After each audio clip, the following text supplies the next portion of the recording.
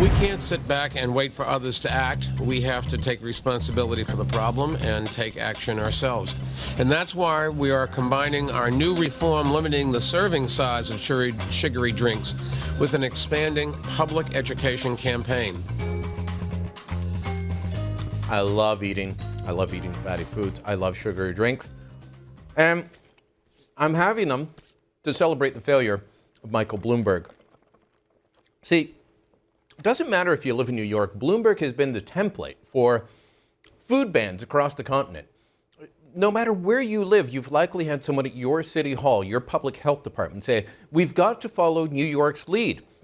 Well, it turns out that after more than 10 years of Bloomberg being in power, obesity in the city has gone up despite his nanny statism. 2002, 18.2% of all New Yorkers were considered obese. Now the city's health department says it's 24.2%. That's a 25% jump. And his big push on sugary drinks, well, it's not because everyone's drinking too much Mountain Dew or Coke. No, 2007, 36% said they had one or more sugary drink a day. 2012, the latest numbers from the New York City Health Department, 28%. Is Mayor Bloomberg just a tiny fat loser? Well, let's turn to Gavin McInnes. He may be a Canadian, but he resides in the Big Apple now. Gavin, your thoughts on Bloomberg's failure? Does it make you happy to know that he's such a loser? Yes, it does. I love seeing big government fail. He is a little annoying, terrible little man. And it's worth considering that big government brought us here to this obesity epidemic. They banned bullying, right? They told kids they're beautiful any way they are. And they taught everyone not to feel bad about themselves. And then they also pushed safety and said, don't go outside. So they made these huge fat Americans. There's 500,000 Americans die a year from obesity-related causes, and the government can't fix it. Look, I'm not going to deny that obesity is a problem. Look at me. But, how do you deal with it? And I think you're right. We've become the safety-conscious society to the point where kids aren't allowed to go outside. I don't know what it's like at your home. My wife's pretty lenient on that. She's always trying to kick the kids out. But we know other parents who are, oh no, Johnny, you can't do that. Oh no, Susie, you can't do that because it's too dangerous. And then they wonder why the kids sit there like bumps on a log. My kid has a cast in his arm right now, and he's the only kid in school with a cast in his arm because kids don't go out, they don't take risks, they don't have fun. And you should see them. They're fat. And there's this campaign Bloomberg is pushing now called I'm Beautiful Just the Way I Am. I'm a Girl, and it has all these girls wanting to feel good about themselves because he said that girls are worried about being fat. You should be worried about being fat. These kids wear their pajamas to school, and they look like spheres. They should feel terrible. Hold on, they shouldn't feel bad about themselves for being fat. He's the one that's been pushing, saying we've got an obesity crisis, we've got to fix this, so we're going to ban trans fats, we're going to ban salt.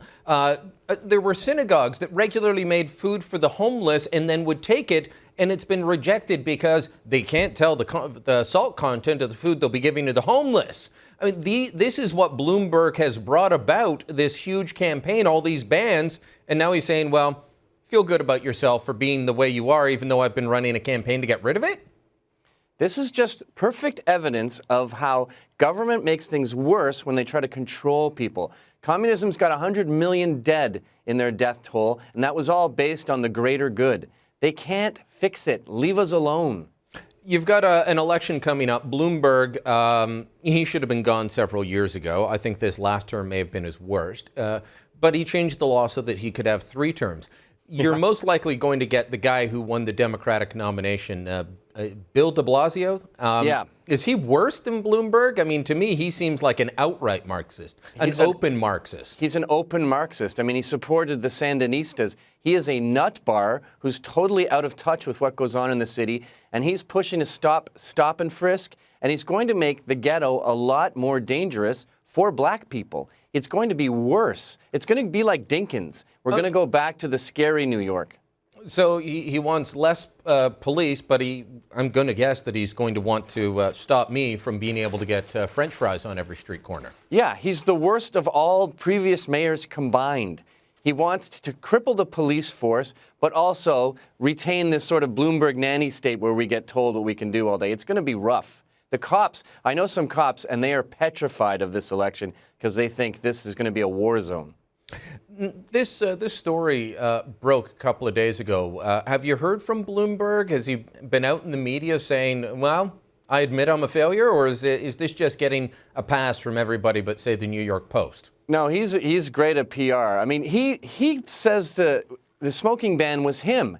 The world banned smoking. You can't smoke on a train in Germany, but he's taking credit for that and says, I've cut smoking down. So he just takes the good things and ignores the bad, which I guess all mayors do. Well, it sounds like pretty much every politician. I feel for you in the city you're going to be living in. It'll make Jim Watson here in your old hometown seem like a libertarian. Yeah, well, I'd arm myself, but it's illegal to even own a BB gun here. All right, Gavin, great talking to you as always. We'll chat soon, my friend. Email me your thoughts on this, byline@sunmedia.ca, and we'll post some links up for where you can find more of Gavin McInnes. Stick around.